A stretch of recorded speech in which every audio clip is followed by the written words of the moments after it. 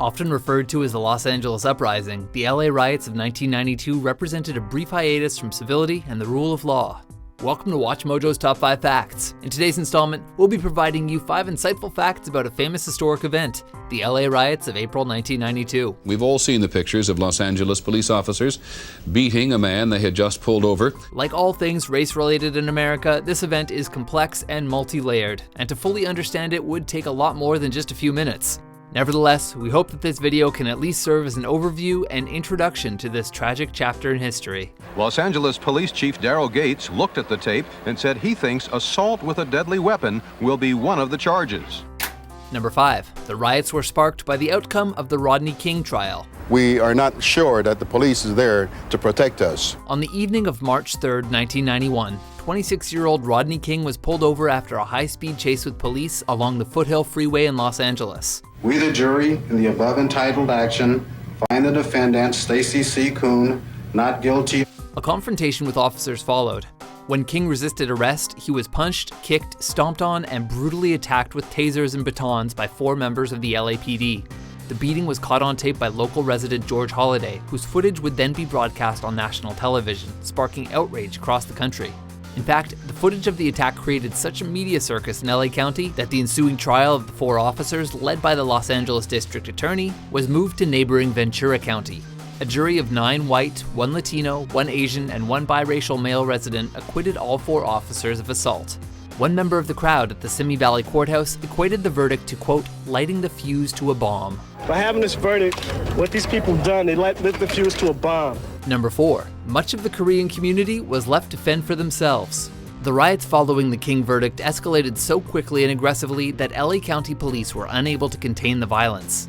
This lack of resources, combined with the complex socio-cultural and racial issues of the early 90s in LA, left Korean communities in an extremely vulnerable position. When I saw that the LAPD did not get their act together on the second day, and that they were telling Korean American merchants in Koreatown to evacuate, that's when I decided to go and ask the Korean American merchants to defend themselves. According to the LA Times, the perception of this ethnic group as a quote-unquote model minority fueled attacks from mobs of other minority groups. For their own part, some Korean business owners took matters into their own hands and armed themselves with rifles and handguns to defend their livelihoods. Although lives and businesses were lost, Koreans now look at the riots as a turning point for Asian American communities in Los Angeles. Is this America? We came this country to want to have some kind of establish this American dream. The violence prompted the formation of activist organizations such as the Association of Korean American Victims. What's more, the isolation they felt throughout the riots forced an expansion of Koreatown, geographically and culturally. For many Korean Americans, their identities in America were reborn in April of 1992. Number 3. The riots cost the city over $1 billion in damages. The LA riots began just minutes after the King verdict was announced. From the LA County Courthouse to downtown, looters destroyed storefronts and burned businesses to the ground. This chaos would continue for 5 more days before the US Marines and National Guard were brought in to restore order. By this time, there had been 55 deaths, 2,000 people injured, and over 11,000 arrests made for assault, looting, and arson, resulting in a combined total of over $1 billion in property damage. It was the most costly riot to date by over $600 million. While the city's coffers were taking a beating, gun shop owners were seeing more people walk into their stores than ever before.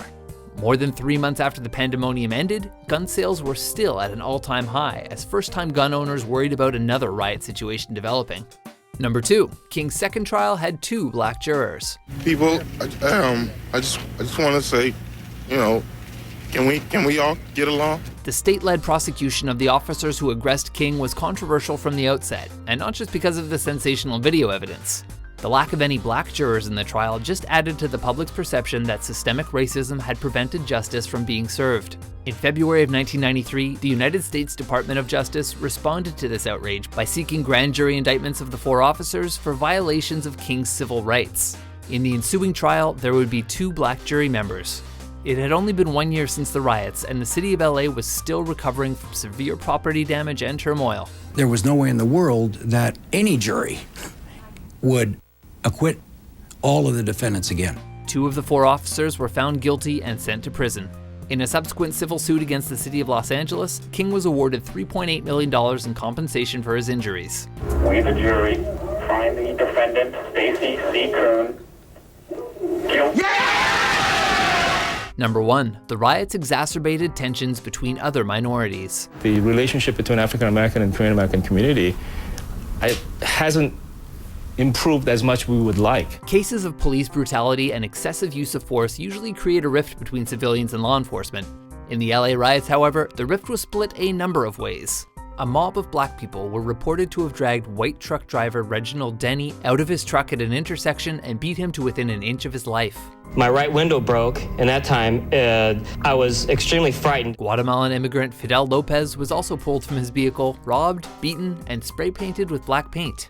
Elsewhere in LA, before the riots started, a 15-year-old black girl named Latasha Harlins was shot and killed by a Korean store owner who suspected Harlins of trying to steal a bottle of orange juice. Upon trial, the store owner was found guilty of manslaughter, but was handed a reduced probationary sentence that further exacerbated tensions between blacks and Korean Americans. 65% of all the stores vandalized in the riots were Korean-owned, according to estimates from the LA Mayor's office. Analyses of the entire event have concluded that while King's verdict is what sparked the riots, the inner-city conditions of segregation, economic despair, and lack of opportunities had been fueling a deep frustration among minorities for some time. So what do you think the legacy of this chapter has been? And what do you find most fascinating about these events?